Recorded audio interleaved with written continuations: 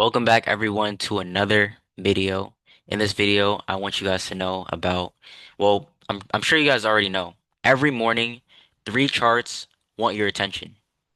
NASDAQ, US 30, S&P 500. Don't get me wrong, they all look good, but that's how people blow their accounts. So, I'm breaking down how I choose a clean setup and manage risk the right way. Like the video and hit follow. We're all growing together. I'm super grateful to be here for you guys and be able to share this journey, walk with all of you guys through this journey.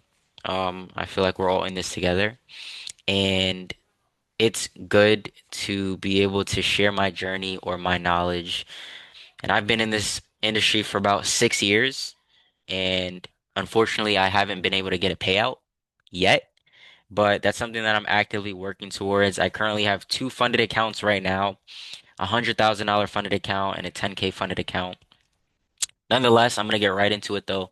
So first, we're going to talk about prop firms and why prop firms, they give you low personal risk with a very high reward. And prop firms are the only place where you can scale someone else's money while protecting your own.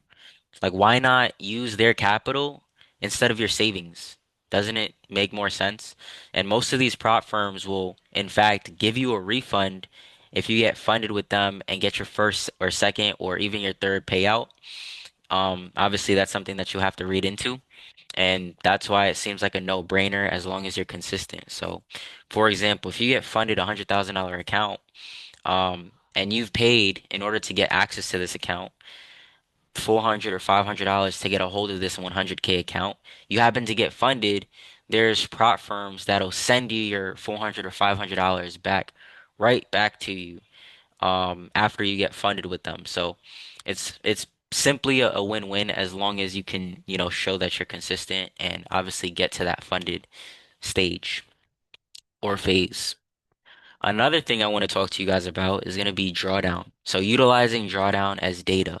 You don't want to run away from drawdown and be afraid. Usually there's two different types of people who are in drawdown. So those two sides of the spectrum for people who are in drawdown is that you have the trader A who's afraid of drawdown.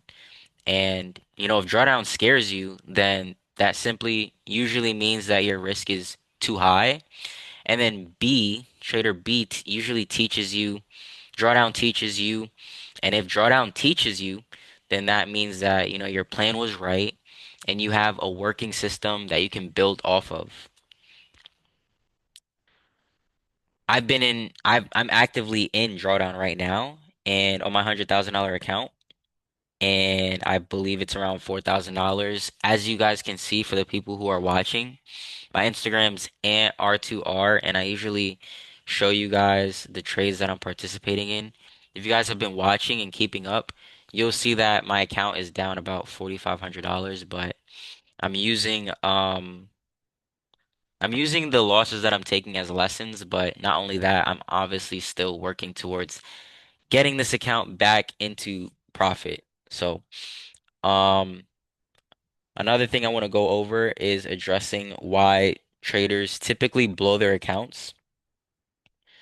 Most traders or people would blow their accounts because they trade when they shouldn't even be active in the markets. And people blow accounts by chasing the moves that that they missed instead of waiting for the next clean setup. Half the blown accounts come from increasing your lot sizes, like you're trying to make up for the whole entire month all in one trade. Last month, November, I had back to back to back to back losing weeks. In fact, the only thing that I got good out of last month, November, was getting a funded account. The 100,000 funded account was the only thing that I got good out of that month with FTMO. And that's a good accomplishment. I've never gotten funded with FTMO. This is the first time. So that's a win. But I've had back to back to back to back losing weeks. I mean, that's not good, but I've just been simply learning a lot out of the last couple weeks that I have been taking all of these L's. So I'm not complaining, but it's just my longest losing streak that I've ever had. uh for a long time. And another thing that I want to address, you guys know that I'm someone who's big on risk to reward. So you want to have a good risk to reward system. A clean 1 to 3 makes average traders survive and disciplined traders compound. Think of law of accumulation and the compound effect. The more good habits you have, and the more 1 to 3, at least 1 to 3 risk to reward trades you take, as long as you have some type of edge based on market structure, usually if you're consistent enough with this 1 to 3 system and you're taking some fairly decent setups in the long run as a trader, you're going to be long-term profitable. Um, win rate gets the attention, risk to reward pays the bills. So that's how you want to look at this as well. Also, if you want weekly bias breakdowns for free, I drop them in the Discord. Links in the description, so take it or leave it. Another thing is, this is what we've all been waiting for. So I wanted to talk to you guys about NASDAQ, US 30, S&P 500. And if all three indices are moving like, together, typically moving in the same direction, I suggest only picking one out of the three. The cleanest setup with the best risk to reward is all you need. You only need one clean lane to drive in, not the entire highway, guys. So that's going to be very helpful. If all of them are moving in typically the same direction, but one is giving you a 1 to 8 and the other is giving you a 1 to 3, why not take the 1 to 8? It would be much worth it. That's like saying I'd rather risk 50 for $150 instead of 50 for $240. Which one would you prefer? It's like drive through this lane or do you want to drive through this lane? Drive in the lane with the potholes, or do you want to drive in the lane that has zero potholes?